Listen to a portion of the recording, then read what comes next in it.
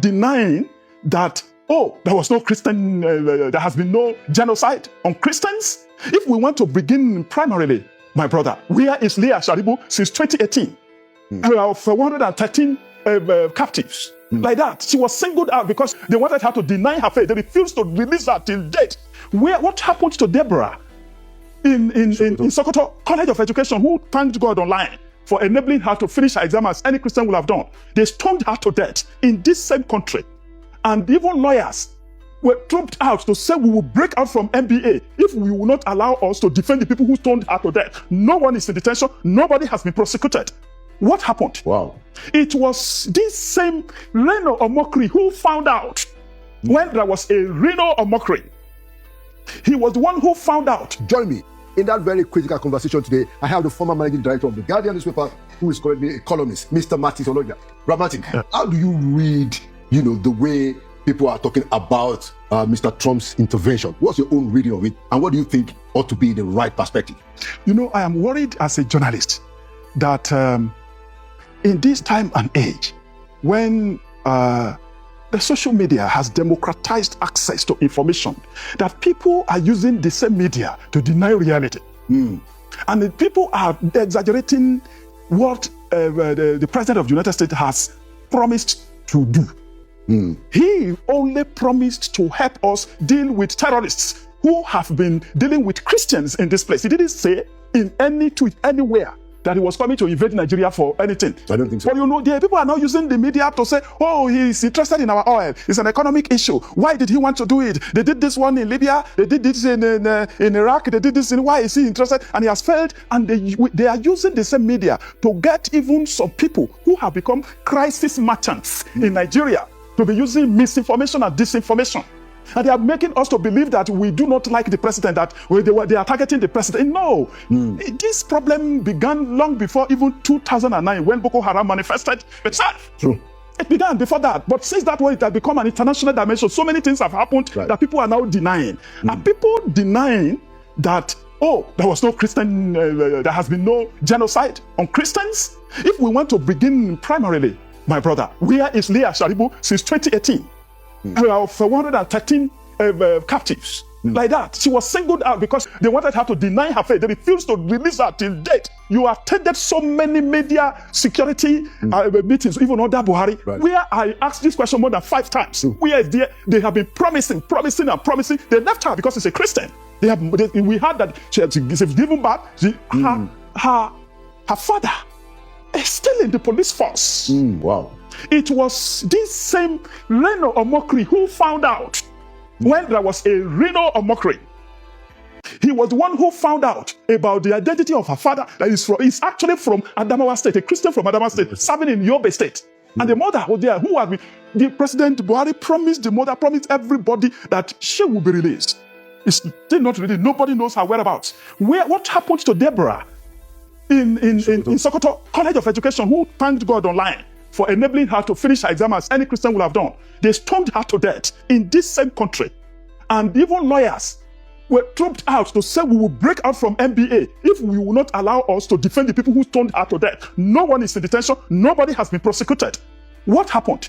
So many things have happened like that. Why are there so many people who want to deny that we do not have IDP camps? There are so many of them in this Abuja. So many of them in the places, 2 states that they have targeted, Benue and Plateau, Christian dominated. You know the place of Jos as the capital of Plateau State, even in Christendom here. You know that Benue State too is Christian dominated. Why do terrorists target Christians in that place?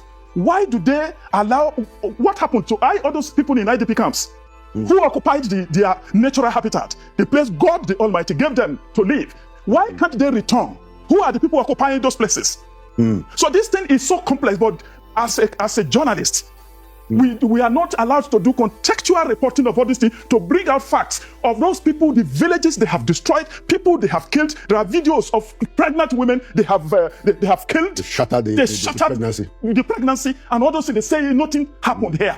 So these are issues. I think it's not about President Bola Ahmed Tinubu. He inherited all this problem. He began in earnest in 2009 when Boko Haram story became international. Yeah. But since that time, a lot of things have happened. Then our armed forces, we know their capacity. True. But look at the budget of this 6.5 trillion, even in this year's budget, suddenly, the defense budget takes the lion's share of our budget at a time. Over 12%. Yes, over 12%. That we need this one for critical infrastructure. Then somebody somewhere, president of the United States of Republican Party, and you know their principles. They are conservative people. Right. They were the people who influenced even the writing of their constitution, and the constitution they put in God we trust. Yeah. So they don't deny it. That is what they defend wherever Christians are traumatized, are molested, anywhere in the world. And he has said this one, no, this one we have had. You know, you recall that even in 2018, Right. or thereabouts, even it was President Buhari himself who revealed in a private meeting he had with President Trump in his first term. That was the first time, yes. First time that we had that they are slaughtering Christians in your country. He said, no, sir. It was President Buhari himself who revealed it. It didn't start yesterday. Why are they denying this thing and saying that we should not take out terrorists in this place, that we should negotiate with them? Where in the world will you bring terrorists that you say you are looking for to be negotiating with them, to hold meeting, and they are gone? Who approved the guns they carried to meeting in Kasina for them? This is our country. It's not about President Bola Ahmed Tinubu. He has tried all that he can do to end this thing. We have seen revelation where people were talking about how the then president, Goodluck Jonathan, brought in machinery and he was trying to finish the job. Yeah. And they stopped him because they didn't want crisis merchants in this country, and people who do not love this country are denying reality. Okay, so Mr. Oloja, we also have inside information, although we won't mention names, that there are people in the Nigerian military who want to finish the terrorists, and that they were restrained by political appointees in this government. It's been reported, for instance, that there was a time they almost got Bello Turji within their range, but they were altered, and several other instances like that. What that tells me is that it's either there is no courage or sufficient courage inside government, or there is collusion. How can the president solve that situation? Because we can't have two sets of standards. So we are saying in the media, we are saying through this medium that Mr. President should summon up courage, should have the political will to discern this fact that there are some people who do not want these crises to end. I call them, what others have called them, crisis merchants. I do not believe that we do not have capacity in the military to crush this. We have had this thing you are saying, that a particular security chief insisted that these people must be crushed, and that there's another superior person who is trying to protect a territory and a race.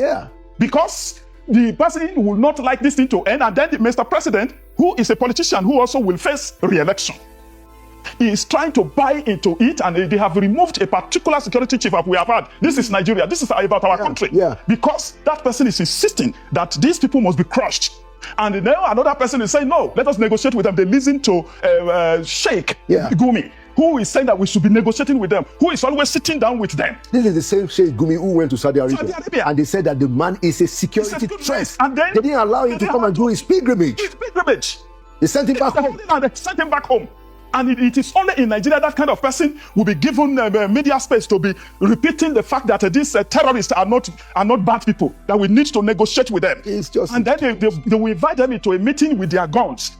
And then the security people will be guarding them. And they will enter their buses and they will drive away like that. And the following day, they will gather before Mr. President to say, this is what we are doing. Mr. President will tell them to crush them, do away with them. But they have been holding meeting with them.